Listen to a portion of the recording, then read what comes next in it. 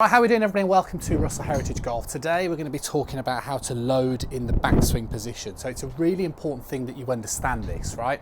I've talked on the channel before about the transition, and it's something that over the next kind of, I suppose, week now, I'm going to talk in detail really about what's going on with the hips.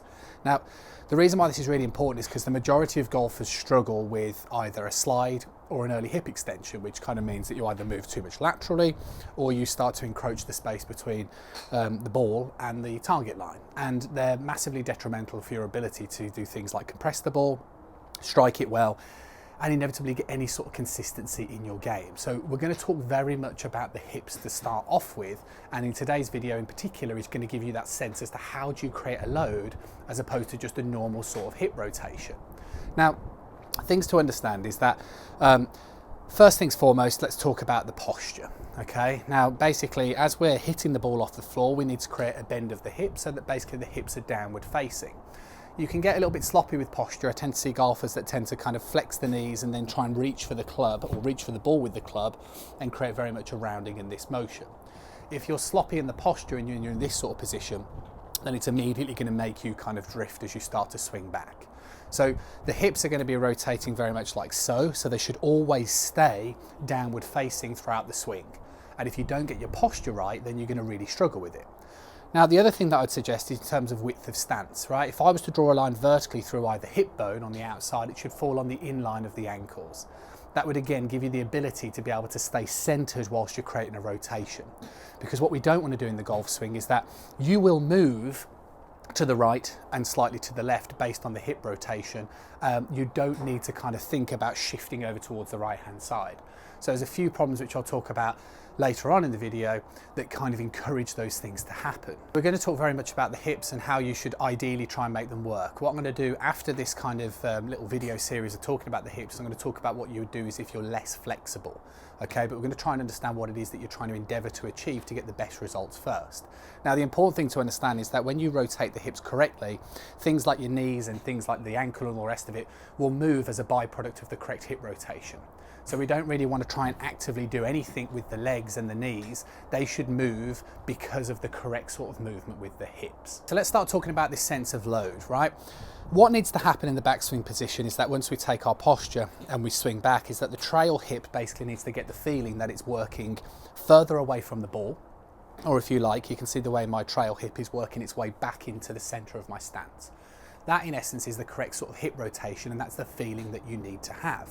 Now, whilst you're doing this movement, what you need to do is you need to be putting pressure in towards that foot. Okay, so it's going to be really important when I start talking about the transition in the next video that basically for you to be able to create a separation, you need to make sure that you're loaded in that trail side first and foremost, because if you're not loaded, then you're never going to have the ability to separate. Now, how do you create a load? Well, the first thing to do is just to get a sense of feel. If you turn your trail foot in, so it's pointing down towards the ball as you can see here, and I turn in towards my hip, I start to get a huge significant of pressure building on this right hand side. That's the feeling that you want in the golf swing. Now, if you did the opposite and I kind of turned my foot out and I triggered a rotation, this will feel like easier to turn more, but at the same time, you won't get a sense of load underneath that right side. And it's a really important thing that you feel. So the idea is that once you take your posture, okay, you bend from the hip, and as I kind of swing up to the top and I pull my right hip back, I'm trying to keep this leg flexed. But as we'll talk about in the kind of future on the channel, it's okay for it to straighten as well. But I can get the same feeling that because I'm turning this hip back and I'm putting pressure underneath that trail foot. It's the same feeling that I had if I was to turn my foot in. Now, this is important. It's important that you understand you're turning into the hip. That's the thing that you need to get. That's how you're going to get that sense of load. So as you can see, my trail hip goes behind me as I'm putting pressure in towards that hip, and I can get an increased sense of pressure building underneath that right foot. If you don't have that and you can't create that, it's important that you do it. And like I said, just around the house, so next time you're down the driving range, just experiment with these different feet position and you'll start to get a sense of the difference between just a normal turn and actually increasing the sense of load underneath that right hand side. And the ways that most golfers get this wrong is that they do one of two things. They either slide, which means that the hips work more laterally. And I think this is where the misconception happens between the difference between a weight transfer and a feeling of kind of putting pressure in towards the floor. Because as I slide my hip, I can feel that the weight is underneath my right foot, but it's nowhere near the same sort of pressure I would get based on a rotational movement as well. The other problem that I see a lot is golfers move the upper body over the right hip itself. And again, it's not the same. You're not going to create the same pressure, and it's going to have a detrimental effect again to the start of the downswing sequence. So you just need to, like I showed you earlier, you need to understand that you take your posture. Your trail foot should be perpendicular towards the target line. You don't really want to turn this foot out because otherwise you're never going to get that sense of pressure. In your backswing, your feeling is that you're basically going to be pulling that trail hip back in towards the center of your stance, or if you like, it's going to be moving further away from the ball. As you do that and you turn correctly, you'll start to get a sense as you get a feeling of putting pressure down in towards that side. And basically this pressure is being created because as I'm creating a rotation into this foot position, I can feel a significant amount of pressure building underneath that right hand side. It's important that you can get that feeling, which is why I would do the drills that I suggested earlier, so you can understand if you're getting that same sense of load. Really important that you can get the load out of today's video, because otherwise you're going to struggle to be able to transition correctly. And if you don't load, you're going to do things like early hip extend in the golf swing. And that's it really. Like I say, you go down the range, you might experiment, turn the foot in, try and turn against it. You'll feel the weight pressure building towards that right hand side, and you try and hit the ball. And then if you mess around with it at home and you get that feeling of pulling that right hip back, then you're going to get that sense of load building in that right hand side. It's going to feel much more powerful. But like I said, the more important thing about this backswing position is it's going to give you the ability to create a separation. If you don't load, you're going to do things like drift, move around. Not create that loading also means that you're going to be creating an early hip extension. Go and work on it.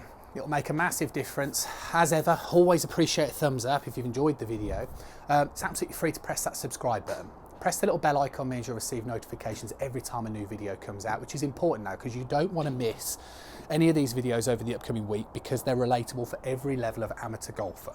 All the lessons that I do have variances in problems of early hip extending or too much lateral movement.